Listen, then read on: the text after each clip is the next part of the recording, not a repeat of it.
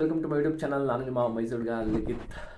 ಎಲ್ಲ ಹೇಗಿದ್ದೀರಾ? ಎಲ್ಲ ಚೆನ್ನಾಗಿದ್ದೀರಾ ಅಂತ ಅನ್ಕೋತೀನಿ. ಇವತ್ತು ಸಮಯ ಸರಿಯಾಗಿ 12 ಗಂಟೆ ಆಗಿದೆ.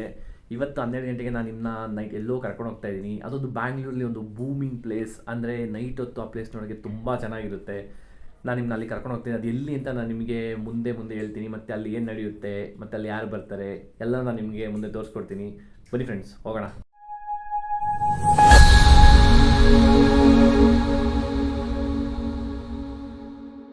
ಬನ್ನಿ ಫ್ರೆಂಡ್ಸ್, ಇವಾಗ ನಾನು ನಮ್ಮ ರಥದಲ್ಲಿ ಕರ್ಕೊಂಡು ಹೋಗ್ತಾ ಇದ್ದೀನಿ. ಹೋಗೋಣ, ಹೊರಟು ಈಗ ನಾವೀಗ.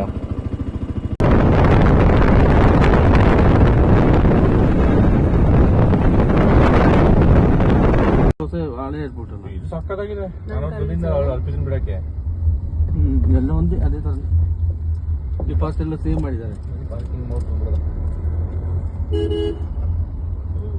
ಡೌನ್ಲಿಂದ ಬರ್ಬೇಕಾ?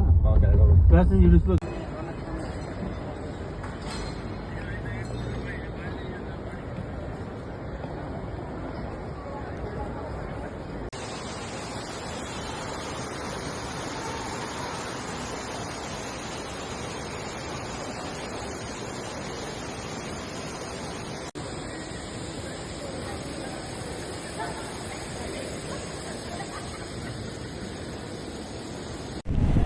ಫ್ರೆಂಡ್ಸ್, ನಾನಿವತ್ತು ಕೆಂಪೇಗೌಡ ಇಂಟರ್ನ್ಯಾಷನಲ್ ಏರ್ಪೋರ್ಟಲ್ಲಿದ್ದೀನಿ. ಇವತ್ತು ನಾನು ಯಾಕೆ ಬಂದೆ ಅಂತಂದರೆ, ನನ್ನ ಕೊಲೀಗ್ ಇವತ್ತು ಇಂಟರ್ನ್ಯಾಷನಲ್ ಟ್ರಿಪ್ ಹೋಗ್ತಾ ಇದ್ದಾರೆ, ಅಂದರೆ USA ಹೋಗ್ತಾ ಇದ್ದಾರೆ.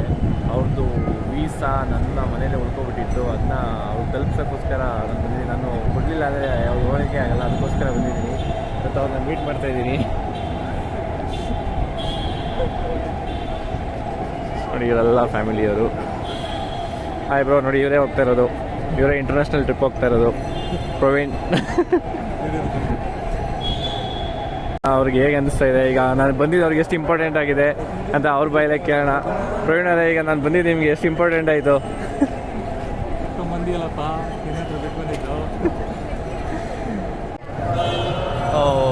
ಬ್ರೋ, ಎಷ್ಟು ಬೇಜಾರಾಗ್ತಾ ಇದೆ. ನೀವು ಈಗ ನಿಮ್ಮ ಫ್ಯಾಮಿಲಿನ ಬಿಟ್ಬಿಟ್ಟು ಎಲ್ಲ ಹೋಗ್ತಾ ಇದ್ದೀರಾ.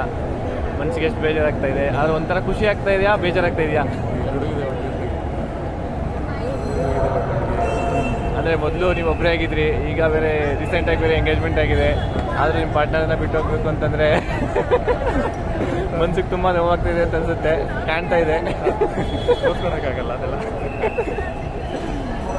ಓಕೆ, ಒಂದು ಒಳ್ಳೆ ಟ್ರಿಪ್ ಆಗಲಿ, ಒಂದು ಎಂಜಾಯ್ ಮಾಡ್ಕೊಂಡು ಖುಷಿಯಾಗಿ ಹೋಗಿ ಬನ್ನಿ.